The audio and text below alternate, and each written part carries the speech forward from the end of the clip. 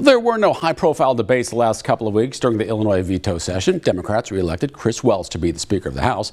Other moves included extending TIF districts in parts of the state, legislation that makes it easier to change names on birth certificates, and one that gives some local governments more leeway to impose their own grocery taxes without a vote from the public now that the state is doing away with that tax.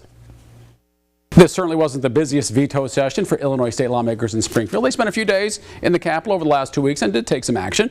They turned a lot of their attention as well to the upcoming legislative session where work will need to be done.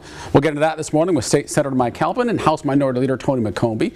Welcome both of you back to the program. Let's get right to it. One thing I want to start with is that lawmakers did take some action related to the elimination of the grocery tax. It's legislation that would make it easier for non-home rule local governments to impose one without a vote from the people who live there. Why do this? What does this exactly do, Senator Halpin? So the purpose of eliminating the grocery tax on the state level was to make sure that, the state wasn't benefiting from that tax. We weren't getting any money from it. And in a time of high inflation, we wanted to make those prices at least a little bit easier for constituents. Now, understandably, local governments were the beneficiaries of that, and it's up to them to decide whether they want to reimpose something along those lines. What this bill does, it allows the smaller municipalities to be able to make that decision. And those office holders, of course, are accountable to the voters. And we'll see what it allows local governments to decide which way they want to go on it. And this is for specific purposes, Representative McCombie, that this would work out for?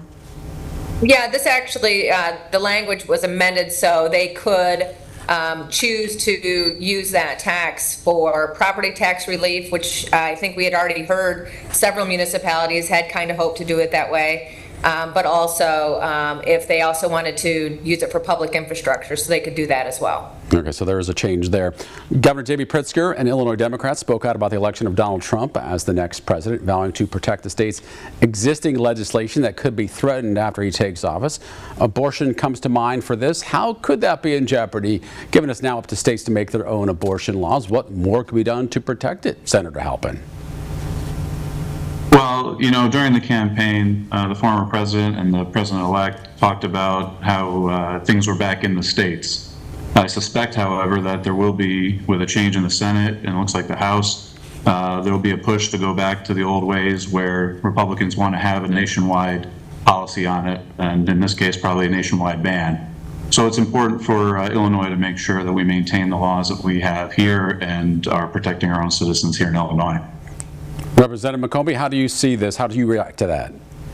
Well, I disagree with the senator, certainly. It was before the push to go back to the state, so I haven't heard any conversation of any sort of a national ban. But that being said, here in Illinois, in anticipation of the decision of the Supreme Court, Illinois has already made it very easy, even removing parental notification for somebody to get an abortion. So I don't know how there would be anything more to expand here in Illinois.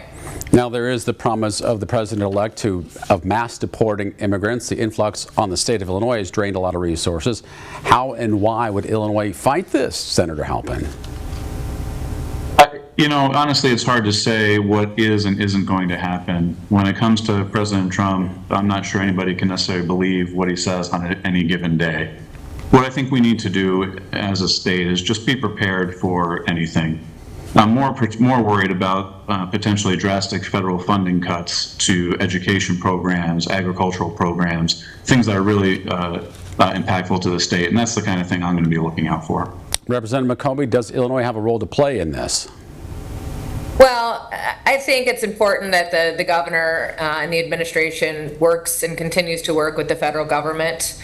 And I anticipate that the governor will do that. He's not going to, I would say, do things or push the federal government to go against us here as residents. So I don't anticipate. I think right now it's just right after the election. Everybody's pretty sensitive still, myself included. But it'll be fine. It will be completely fine, and I don't anticipate any any detriment to the state. So you don't expect to be any sort of confrontational aspects between the governor and the president on this issue, Representative McCombie?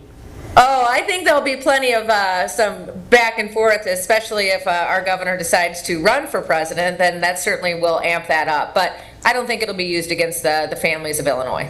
All right, clearly the biggest elephant in the room is in the next legislative session will be the budget. It always is. The problem that you'll be starting at a projected $3.1 billion deficit. I know you can't make any commitments at the moment. What hard decisions, though, do you expect to make that will take to balance the budget, Representative McCombie? No, I think it's much deeper than that. Not only do we have that anticipation of the deficit, but there's also a huge fiscal cliff right now with mass transit. So that is also something. We also just saw here this session, a veto session, a bill filed to roll back Tier 2 almost to be identical to Tier 1 with the difference of not the compound for the COLA. So that in itself, I think just for state workers is $750 million, and you expand that out, it could be close to $1 billion. So there's more to just the deficit that has to be handled.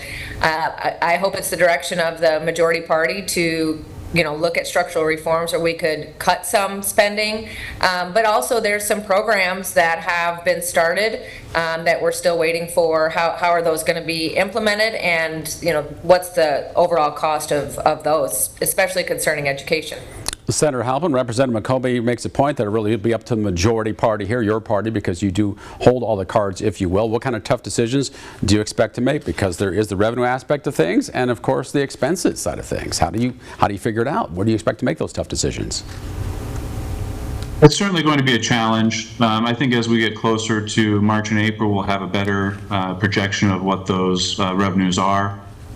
We are still a little bit away from having hard numbers for the next fiscal year. But some of the other pressures that Leader McCombie mentioned were absolutely correct. And we're going to have to go back to the budget and prioritize. Without, again, as we get into the budget process, we can figure out what all the competing interests are, and at that time make those decisions. But I would say, I understand that the majority party has a responsibility to govern, and we do. But I know Leader McCombie and I have both been in the legislature now for about 8 years, and I've never once seen her or her Republican caucus present a budget and present to the Illinois people what their priorities actually are. I'd love to see them put it on paper, but I think we know that if it is, voters have a choice between a Democratic priority budget and a Republican budget. The Democratic budget's going to win every time. So we have plenty of time to get into the actual numbers as the data comes in. And I'm pretty confident we're going to continue our ability to pass a responsible budget that takes care of our citizens. Senator Halpin, are there any areas where you would be open to making spending cuts? I'm open to anything at the moment. We really have, but before I say we're going to start cutting programs, we want to know what the revenue is actually coming in. What are the other priorities that we need to add to the budget, if any, whether it's transit, whether it's pension reform. We need to have those all on the table at the same time so we can make those priorities and make those decisions. This does look like a high-stakes legislative session in front of us. Senator Mike Halpin, Illinois State Representative Tony McCombie, thanks for the time. Thanks for the conversation. That brings us to our question of the week. What do you think Illinois should do about its projected budget deficit of more than $3 billion? Send your answer by email to fortherecord@whbf.com or respond to this post on Facebook at the Local 4 News WHBF TV page on my page.